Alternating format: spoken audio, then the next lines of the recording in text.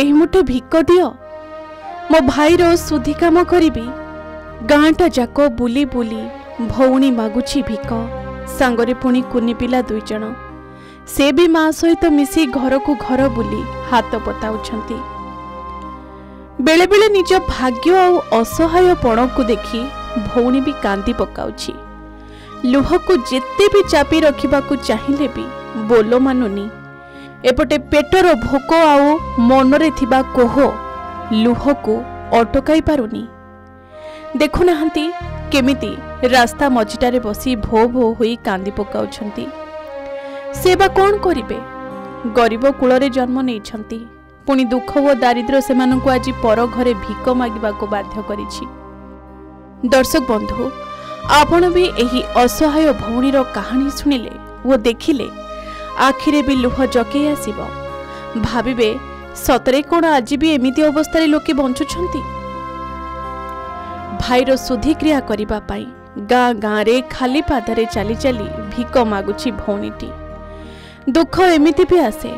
दर्शक बंधु ए भौणीर दुख कहानी विषय शुणिले आपण भी कहिबे सरकार को माळ माळ योजना जेमिति पालटिछि प्रहसन, तेबे ता सहित मानविकता कथा भी उठुछि।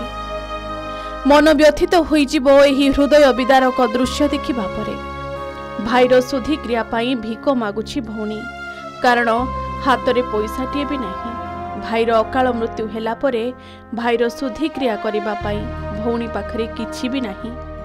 शेषरे अन्य किछि उपाय न पाई भौणी आपणाइला एही पथ। काहेकि ना जेमिति भी हेउ भाईर सुधी क्रिया करिबाकु तो हेबो। एभଳି हृदय विदारक घटना घटिछि बालेश्वर जिला नीलगिरी उपखंड अंतर्गत धोबशिला पंचायत उड़ापदा गाँव रे। गत शुक्रवार 6 तारिख दिन गाँवर रमेश बिंधाणी हृदघात मृत्यु होइथिला। निजर भौणी झुनु बिंधाणी अर्थाभाव पाई भाईर मृतदेह को पोड़ी पारला नाही। शेषरे निकटस्थ पहाड़ पाददेश रे गात खोली पोतीदेला। कष्टे मष्टे शव संस्कार तो करदेला, हेले एबे चिंता पड़िछि भाईर दशाह कर्म को नहीं। अंटीरे काणी कौड़ीटे भी नथिबा बेले किपरि भाईर शुद्धिक्रिया कराजिबो तार चिंता घारिथिला भौणी को। सेथिपाई कोनोसी उपाय न पाई भिक्षावृत्ति को बाछि नेइथिला भौणी।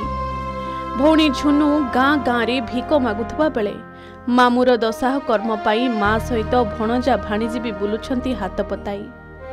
सबुठु दुखदायक कथा हेउछि मामुर शुद्धिक्रिया करिबा पाई भणजा भाणीजी भिक्षा चाउल ब्याग को केमिति मुंडरे मुंडाई रास्ता रे चलुछंती।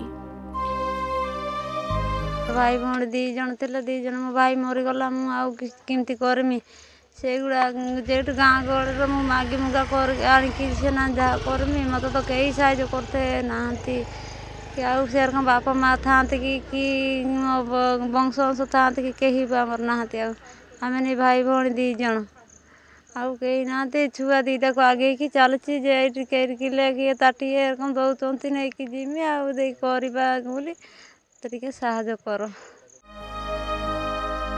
भौणी झुनु नीलगिरी ब्लॉक जड़ीदा गाँवर मंगलू बिंधाणी को विवाह करथिले। स्वामी छाड़ीदेला परे भाई रमेश एकमात्र साहभरसा थिला। चाल छपर घर भितरे भाई भौणी सहित भणजा भाणीजी को नहीं मोट 4 जण रुहंती। तेबे अनेक समय रे परिवार भोक उपास रे दिन काटे। एपरि स्थले गाँ लोके साही पड़िशा अनेक समय रे साहाय्य भी करिथांती। माने से माने बहुत गरीब लोक एठी जे घरटा करछन्ती सेटा गचर अछि। आमे बहुत थोर चेष्टा करछि एटा पट्टा ही पारुना ए पर्यंत। तेणु जे दिन से मरले मो कति भौणी जाइतिले मु तांको से दिन 1000 टका देइतिले। आज से नन्ना कति भी जाइतिले, नन्ना कति 2000 टका आनी मु देइछि। तापर हमर गोटे पंचायत रो गोटे हरिश्चंद्र योजना फॉर्म अछि सेटा पकेले आमे 3000 टका तांको दबो। सी मागी तो चलुचंती आ सेमती घर भी देखिले दुख लागियो तांको घर।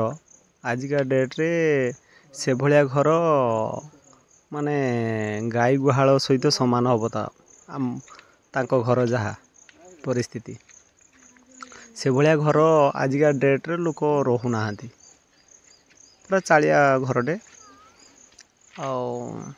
सी तांकर एबे तांको भाई मरी जाइछन्ती आउ शुद्धि क्रिया पई से पैसा मागुचंती गाँ रे। एही असहाय गरीब परिवार को प्रशासन सहायता करी सेमानंको पई सरकार को योजना जोगाई देले एमानंको दुख किछि परिमाण रे दूर होई परिबो। दर्शक बंधु आमे तो भौणीर दुख कहानी देखि सही पारिलुनी। दुई छुआ ओ मां को एपरी अवस्था रे देखि लागिला वास्तव रे एमानंको सहायता केते जरूरी। आपण मानंको सहयोग ए गरीब परिवार को नुआ जीवन दे पारिबो। एही फोन नंबर रे जोगाजोग करि पारिबे ओ सहायता पठाई पारिबे। फोन नंबर फोन पे नंबर 9658028777। बालेश्वर नीलगिरी जगन्नाथ दास को रिपोर्ट, के न्यूज ओडिशा।